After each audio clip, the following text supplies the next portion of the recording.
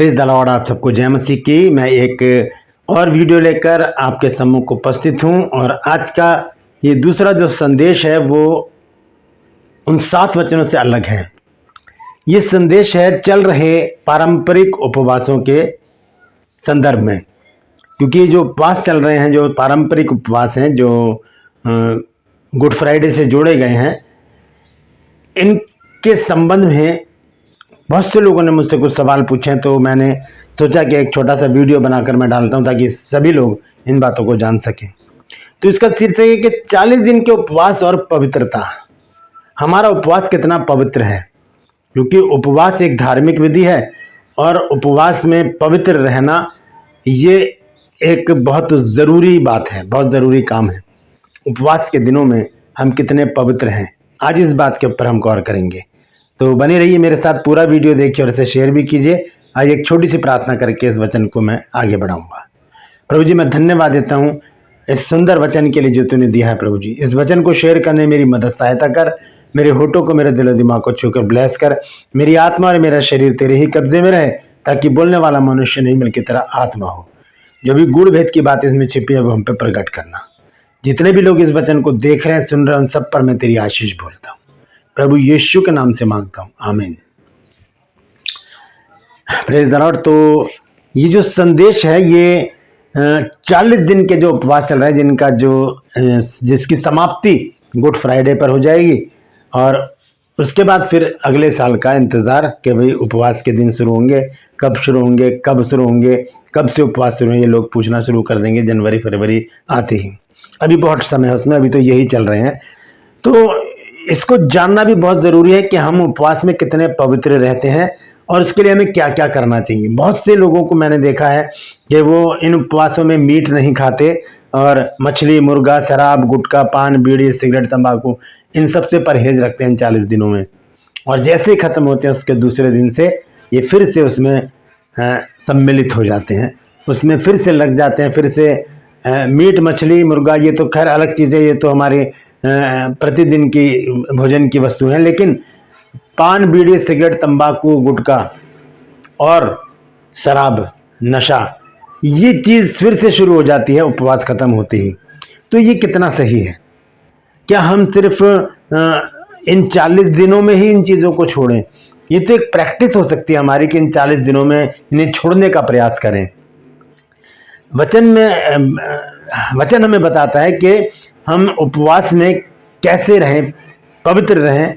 ना तो हम पति पत्नी शारीरिक संबंध बनाएं, ना हम कोई नशा करें, ना कोई हम ऐसा काम करें जिससे कि पूरा उपवास खराब हो जाए।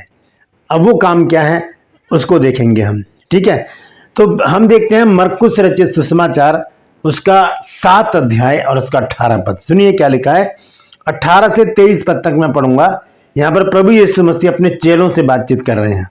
वो कहते हैं कि उसने उनसे कहा, क्या तुम भी ऐसे ना समझो? क्या तुम नहीं समझते कि जो वस्तु बाहर से मनुष्य के भीतर जाती है वो उसे अशुद्ध नहीं करती?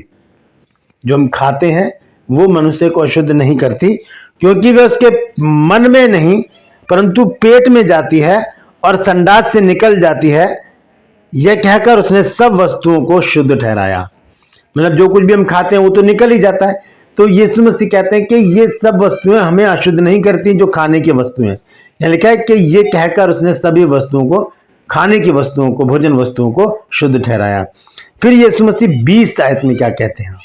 वो कहते हैं कि फिर उसने कहा, जो मनुष्य में से निकलता है वही मनुष्य को अशुद्ध करता है। अब ध्यान दीजिए कि आप उपवास में हैं और आपने मीट, मछली, गुटखा, शराब, बीड़ी, सिगरेट सब छोड़ रखा है, लेकिन आपके मन में से बहुत सारी कुछ ऐसी बातें निकल रही हैं जो परमेश्वर को पसंद ही नहीं है। वो कौन सी बातें हैं जो हमें अशुद्ध करती हैं? वो ये हैं। फिर उसने उनसे कहा, जो मनुष्य में से निकलता है वही मनुष्य को अशुद्ध करता है। अब ये उपवासी लोग भी इस बात को समझ लें कि अगर आप उपवास में तो इन चीजों से परहेज करना पड़ेगा ताकि उपवास पवित्र रह सके। ये क्या है? क्योंकि भीतर से अर्थात मनुष्य के मन से बुरी बुरी चिंता, व्यभिचार, चोरी, हत्या, पर स्त्री गमन, लोभ, दुष्टता, छल अभिमान, लुचपन, कुदृष्टि, निंदा और मूर्खता निकलती है। ये सब बुरी बातें भीतर ही से निकलती हैं और मनुष्य को अशुद्ध करती हैं। ये अंदर से निकलने वाली चीजें हैं। अगर उपवास में है तो इन चीजों से परहेज करना पड़ेगा। ये 40 दिन के उपवास कैसे पवित्र रख सकते हैं? इनको ऐसे पवित्र रख सकते हैं। संत पौलुस ने गलातियों की पुस्तक में हमें बताया है फलों के बारे में, आत्मिक फलों के बारे में। उसमें आखिरी जो फल का जो एक विशेषता है वो है संयम। तुम अपनी ज्ञानेंद्रियों पर संयम रखें। ज्ञानेंद्रियों पर हम संयम रखें। ज्ञानेंद्रिय क्या है? हमारे कान, हमारी आंखें, हमारी नाक, हमारी जुबान और हमारी चमड़ी। ये 5 प्रकार की ज्ञानेंद्रियां हैं। इनके ऊपर हमें काबू रखना होगा, तभी हम अपने अंदर से निकलने वाली वस्तुओं पर कंट्रोल कर सकते हैं। और जब ऐसी बात हमारे सामने आती, कोई हमें इरिटेट कर रहा है और मन कर रहा है कि उसे सुना दो, उसे गाली दे दो, तब हमें उसी समय याद आना चाहिए कि नहीं, हम तो उपवासी हैं। हमें परमेश्वर ने मना किया है गाली नहीं देनी, हमें क्रोध नहीं करना, हमें लड़ाई झगड़े नहीं करने, हमें कुछ भी ऐसा काम नहीं करना जिससे कि परमेश्वर नाराज हो। ये है पवित्रता की एक निशानी कि हम उपवास में हो, चाहे ये 40 दिन के उपवास चल रहे हैं जो ये पारंपरिक ये हो, चाहे कोई सा भी उपवास हम कभी भी रखते हैं, कभी भी। आज ही ये 40 दिन ही नहीं, इसके बाद आने वाले दिनों में जब मई, जून, जुलाई, अगस्त, सितंबर, अक्टूबर, नवंबर, दिसंबर, जनवरी, फरवरी, इनमें कभी भी हम उपवास रखें तो हम इन उपवासों को अपनी जुबान से पवित्र रखें, अपने विचारों से पवित्र रखें, अपनी दृष्टि से पवित्र रखें। क्योंकि उपवास की पवित्रता ही हमारी प्रार्थना के सुने जाने की गारंटी है।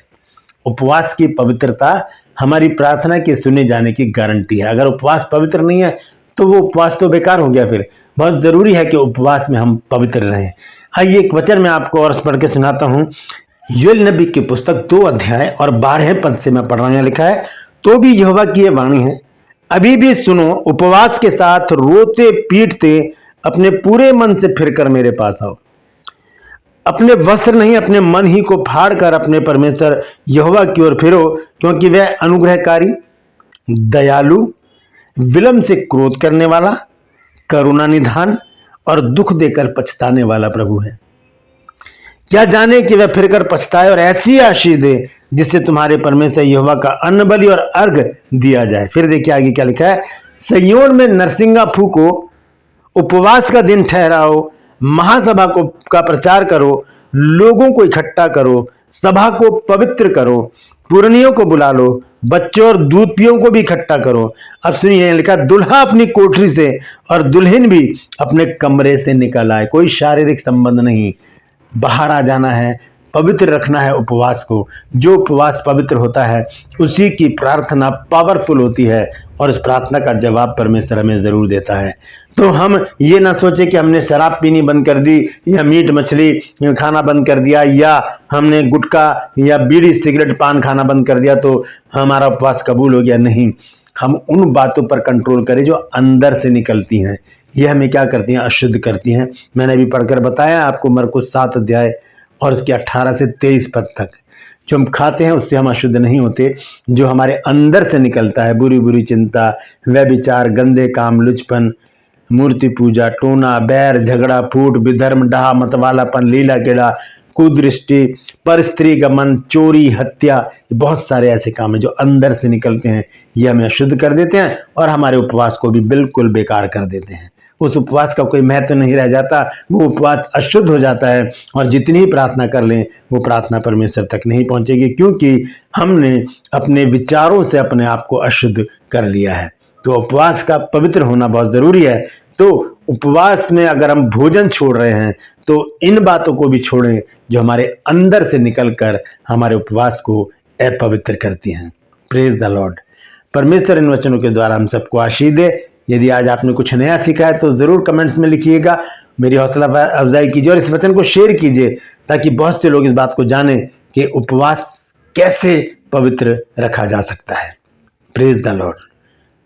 आज के लिए बस इतना ही, फिर मिलूंगा एक नए संदेश के साथ, एक नया वीडियो लेकर। तब तक के लिए मुझे इजाजत दीजिए, लेकिन अपना और अपनों का ख्याल रखिए। और कल मैं आपको चौथे वचन से अवगत कराऊंगा जो प्रभु यीशु मसीह ने कलवरी क्रूस के ऊपर बोला है।